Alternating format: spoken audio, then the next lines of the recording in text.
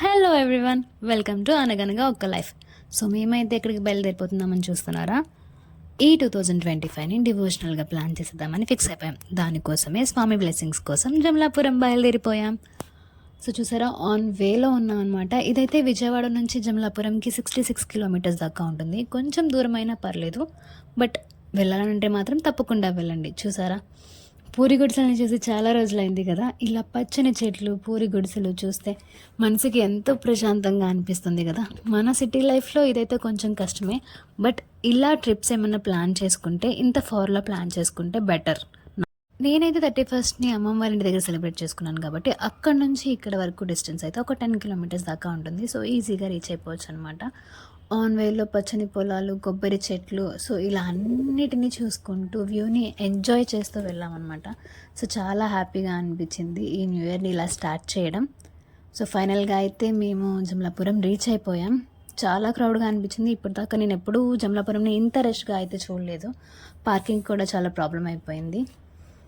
చూడండి మీరే. So vlog చేయడానికి పాసిబిలిటీ ఉండిద్దో లేదో తెలీదు, కానీ నేనైతే నెక్స్ట్ వీడియోలో ఫుల్గా పోస్ట్ చేయడానికి ట్రై చేస్తాను. ఎందుకంటే ఫోన్స్ కూడా నాట్ అలౌడ్.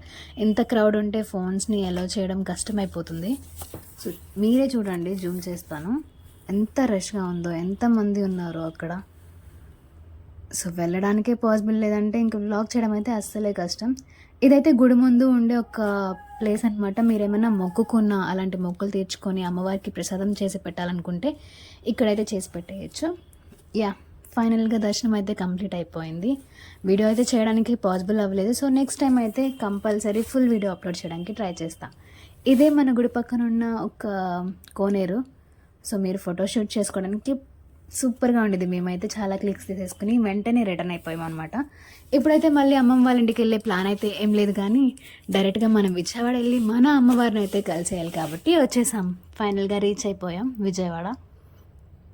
సో ఇక్కడ కూడా రష్ ఉండిద్దా లేదా అని చూస్తూనే ఉన్నాం, బట్ పర్లేదు, త్వరగా దర్శనం అయితే అయిపోవాలని కోరుకుంటున్నాను.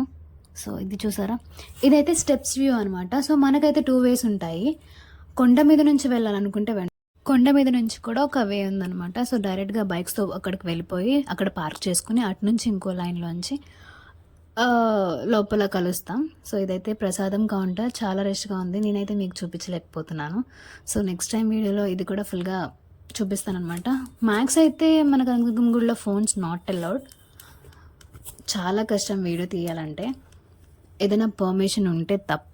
సో పర్మిషన్కి కూడా నాట్ అలౌడ్, ఎందుకంటే మన ఫెస్టివల్స్ అప్పుడు వాళ్ళే మీడియా తరపున భక్తులందరికీ మన దర్శనాన్ని అయితే ఇప్పిస్తారు. సో నార్మల్ మనలాంటి బ్లాగర్స్ కోసం చాలా కష్టమైపోతుంది. బట్ నేనైతే మీకోసం చాలా స్కామ్ అయితే వేసి ఫోన్ అయితే తీసుకుని వచ్చేసాను. ఎలా అని అనుకుంటున్నారా?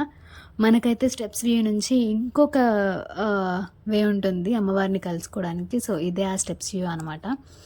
తెలియకుండా ఫోన్ని స్కామ్ వేసి దూరిపోయి మీ అందరి కోసం వీడియో చేసేద్దామని, షూట్ కోసం అని తీసుకొచ్చేసాను అనమాట. చూసారా, అదే శిఖర దర్శనం. సో అమ్మవారి శిఖర దర్శనం అనమాట, అక్కడే అమ్మవారు ఉంటారు.